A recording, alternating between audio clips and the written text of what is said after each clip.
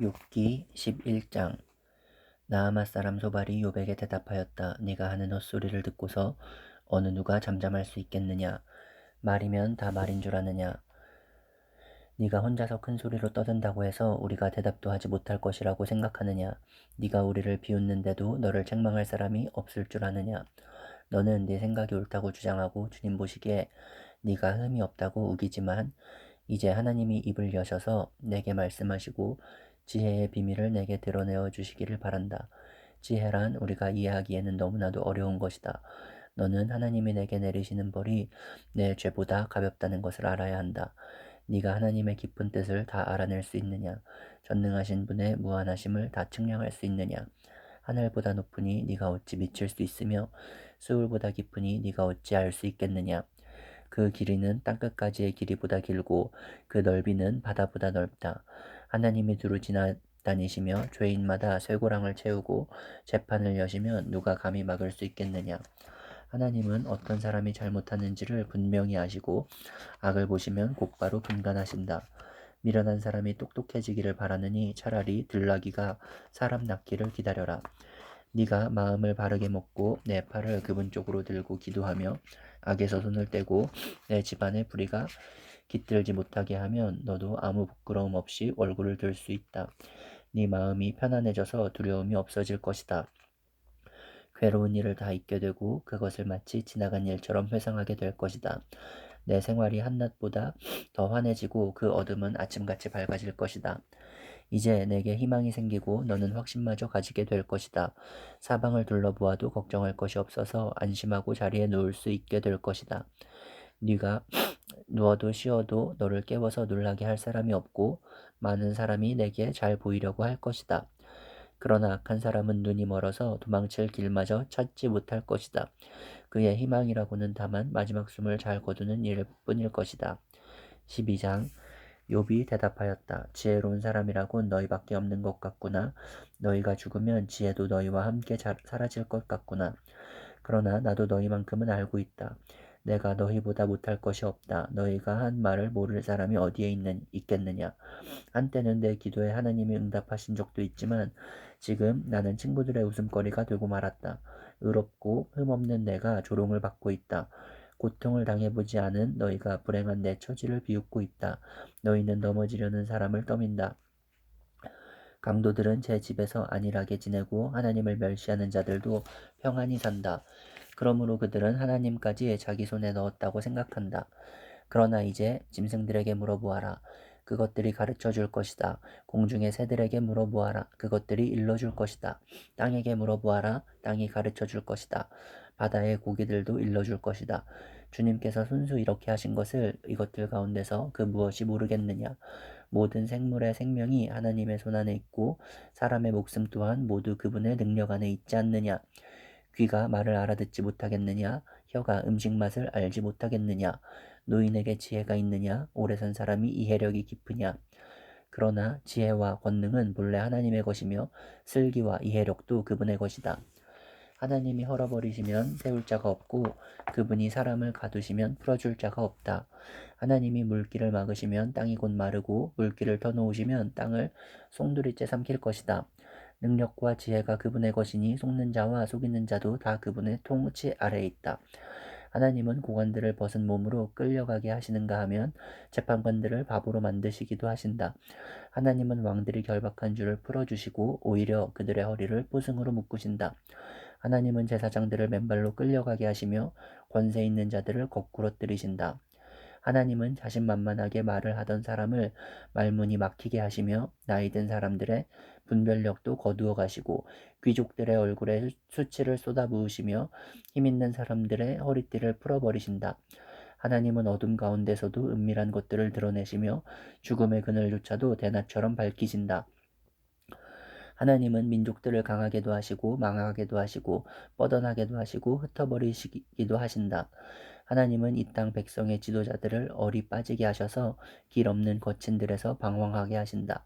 하나님은 그들을 한 가닥 빛도 없는 어둠 속에서 더듬게도 하시며 술 취한 사람처럼 비틀거리게도 하신다. 13장. 내가 이 모든 것을 내 눈으로 똑똑히 보고 내 귀로 다 들어서 안다. 너희가 아는 것만큼은 나도 알고 있으니 내가 너희보다 못한 것이 없다. 그러나 나는 전능하신 분께 말씀드리고 싶고 하나님께 내 마음을 다 털어놓고 싶다.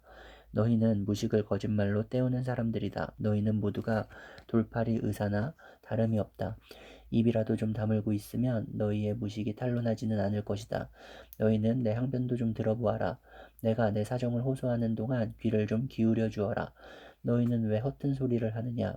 너희는 하나님을 위한다는 것을 빌미삼아 알맹이도 없는 말을 하느냐? 법정에서 하나님을 변호할 셈이냐? 하나님을 변호하려고 논쟁을 할 셈이냐? 하나님이 너희를 자세히 조사하셔도 좋겠느냐? 너희가 사람을 속이듯 그렇게 그분을 속일 수 있을 것 같으냐? 거짓말로 나를 고발하면 그분께서 너희의 속마음을 여지없이 폭로하실 것이다. 그분의 존엄하심이 너희에게 두려움이 될 것이며 그분에 대한 두려움이 너희를 사로잡을 것이다. 너희의 격언은 한낱 쓸모없는 잡담일 뿐이고 너희의 논쟁은 흙벽에 써놓은 답변에 불과하다. 이제는 좀 입을 다물고 내가 말할 기회를 좀 주어라. 결과가 어찌 되든지 그것은 내가 책임지겠다. 나라고 해서 어찌 이를 악물고서라도 내 생명을 스스로 지키려 하지 않겠느냐. 하나님이 나를 죽이려고 하셔도 나로서는 잃을 것이 없다. 그러나 내 사정만은 그분께 아뢰겠다. 적어도 이렇게 하는 것이 내게는 구원을 얻는 길이 될 것이다. 사악한 자는 그분 앞에 감히 나서지도 못할 것이다. 너희는 이제 내가 하는 말에 귀를 기울여라. 내가 하는 말을 귀담아 들어라. 나를 좀 보아라. 나는 이제 말할 준비가 되어 있다. 내게는 내가 죄가 없다는 확신이 있다. 하나님, 나를 고발하시겠습니까? 그러면 나는 조용히 입을 다물고 죽을 각오를 하고 있겠습니다. 내가 하나님께 바라는 것은 두 가지밖에 없습니다. 그것을 들어주시면 내가 주님을 피하지 않겠습니다. 나를 치시는 그 손을 거두어 주시고 제발 내가 이렇게 두려워 떨지 않게 해주십시오. 하나님께서 먼저 말씀하시면 내가 대답하겠습니다. 그렇지 않으시면 내가 먼저 말씀드리게 해주시고 주님께서 내게 대답해 주십시오. 내가 지은 죄가 무엇입니까? 내가 무슨 잘못을 저질렀습니까? 내가 어떤 범죄에 연루되어 있습니까? 어찌하여 주님께서 나를 피하십니까? 어찌하여 주님께서 나를 원수로 여기십니까? 주님께서는 줄곧 나를 위협하시렵니까? 나는 바람에 날리는 나뭇잎 같을 뿐입니다. 주님께서는 지금 마른 지푸라기 같은 나를 공격하고 계십니다. 주님께서는 지금 내가 어릴 때 한 일까지도 다 들추어내시면서 나를 고발하십니다. 내 발에 착고를 채우시고 내가 가는 모든 길을 낱낱이 지켜보시며 발바닥 닿는 자국까지 다 조사하고 계십니다. 그래서 저는 썩은 물건과도 같고 좀먹은 의복과도 같습니다. 14장 여인에게서 태어난 사람은 그 사는 날이 짧은 데다가 그 생애마저 괴로움으로만 가득 차 있습니다. 피었다가 곧 시드는 꽃과 같이 그림자같이 사라져서 멈추어 서지를 못합니다. 주님께서는 이렇게 미미한 것을 눈여겨 살피시겠다는 겁니까? 더욱이 저와 같은 것을 심판대로 데리고 가셔서 심판하시겠다는 겁니까? 그 누가 불결한 것에서 정결한 것이 나오게 할 수 있겠습니까? 아무도 그렇게 할 수 없습니다. 인생이 살아갈 날수는 미리 정해져 있고 그 달수도 주님께서는 다 헤아리고 계십니다. 주님께서는 사람이 더 이상 넘어갈 수 없는 한계를 정하셨습니다. 그러므로 사람에게서 눈을 돌리셔서 그가 숨을 좀 돌리게 하시고 자기가 살 남은 시간을 품끝만큼이라도 한번 마음껏 살게 해주십시오. 한 그루 나무에도 희망이 있습니다. 찍혀도 다시 움이 돋아나고 그 가지가 끊임없이 자라나고 비록 그 뿌리가 땅속에서 늙어서 그 그루터기가 흙에 묻혀 죽어도 물기운만 들어가면 다시 싹이 나며 새로 심은 듯이 가지를 뻗습니다. 그러나 아무리 힘센 사람이라도 한 번 죽으면 사라지게 되어 있고 숨을 거두면 그가 어디에 있는지도 모르게 됩니다. 물이 말라버린 강처럼 바닥이 드러난 호수처럼 사람도 죽습니다. 죽었다 하면 다시 일어나지 못합니다. 하늘이 없어지면 없어질까? 죽은 사람이 눈을 뜨지는 못합니다. 차라리 나는 수월에 감추어 두실 수는 없으십니까? 주님의 진노가 가실 때까지만이라도 나를 숨겨주시고 기한을 정해두셨다가 뒷날에 다시 기억해 주실 수는 없습니까? 아무리 대장부라 하더라도 죽으면 그만입니다. 그러므로 나는 더 좋은 때를 기다리겠습니다. 이 고난의 때가 지나가기까지 기다리겠습니다. 그때에 주님께서 나를 불러주시면 내가 대답하겠습니다. 주님께서도 손수 지으신 나를 보시고 기뻐하실 것입니다. 그러므로 지금은 주님께서 내 모든 걸음걸음을 세고 계시지만 그때에는 내 죄를 살피지 않으실 것입니다. 주님께서는 내 허물을 자루에 넣어 봉하시고 내 잘못을 덮어주실 것입니다. 산이 무너져 내리고 큰 바위조차 제 자리에서 밀려나듯이 물이 바위를 굴려내고 폭우가 온 세상 먼지를 급류로 씻어내듯이 주님께서는 연약한 사람의 삶의 희망도 그렇게 끊으십니다.